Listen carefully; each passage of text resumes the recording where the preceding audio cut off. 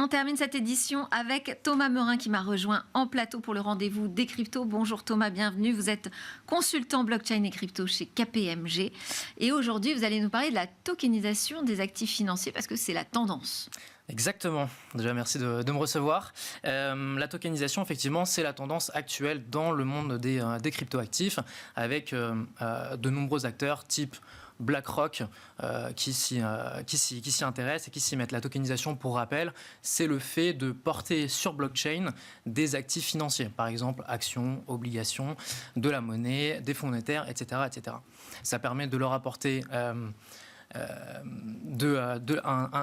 ajout de liquidité, ouais. Ça permet une transférabilité plus simple et des frais de transaction moins élevés. Pourquoi on parle de tokenisation ? Parce qu'en fait, on a un cas de tokenisation qui fonctionne à l'heure actuelle, ce sont les stablecoins.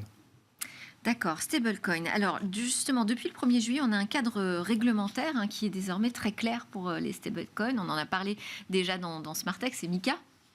Tout à fait, c'est MiCA, le volet tokenisation, enfin le volet stablecoin de MiCA depuis le 1er juillet. Si on fait un bref rappel de ce que sont les stablecoins, ce sont donc des jetons émis par des émetteurs majoritairement privés qui en fait s'adossent sur des monnaies fiduciaires, l'euro, le dollar, etc.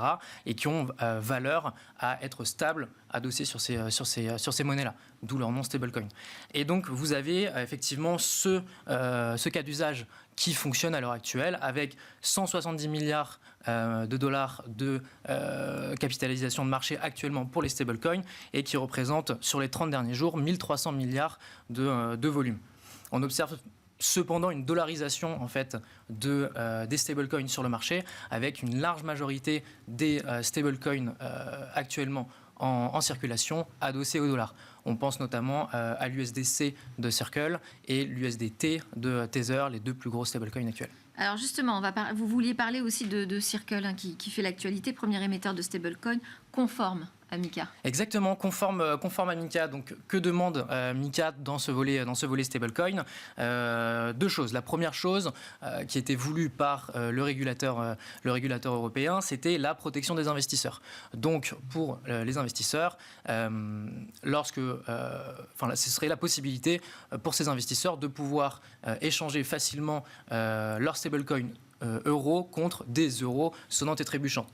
D'un autre côté, ça impose des contraintes assez lourdes pour les émetteurs de stablecoin, notamment le fait de devoir recevoir l'agrément d'établissement de monnaie électronique de la part de la CPR et également d'avoir une transparence totale sur les réserves en cash ou équivalent derrière les fameux stablecoins. Ok, alors une petite conclusion parce que on avait parlé aussi de Société Générale Forge qui continue avec son stablecoin. Et cette tokenisation, elle passe par justement la tokenisation de la monnaie au sens régalienne. Tout à fait, c'est la tokenisation des actifs de règlement. Et donc, effectivement, on a des institutions financières telles que Société Générale Forge qui ont sorti ou mis à jour leur stablecoin. Donc là, on parle de l'Euroconvertible de Société Générale Forge qui a été mis à jour pour être conforme à MiCA.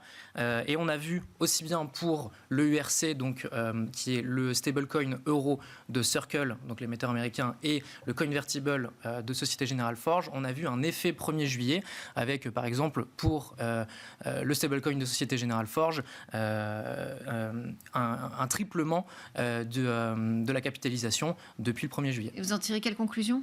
Rapidement, très rapidement. Très rapidement, que certains acteurs se mettent en conformité, comme par exemple des institutions financières, et que d'autres, comme l'américain Tether, n'ont pas encore souhaité se mettre en conformité et pourraient perdre le marché européen s'ils se faisaient retirer des plateformes, comme c'est le cas pour le texte. Merci beaucoup. Merci Thomas Meurin. Vous êtes, je le rappelle, consultant blockchain et crypto chez KPMG. Et merci à tous de nous suivre sur la chaîne Bismart for Change. Vous nous suivez à la télé, en podcast, en replay, sur les réseaux sociaux, bien entendu. À bientôt. Je vous dis à bientôt pour de nouvelles discussions sur la tech.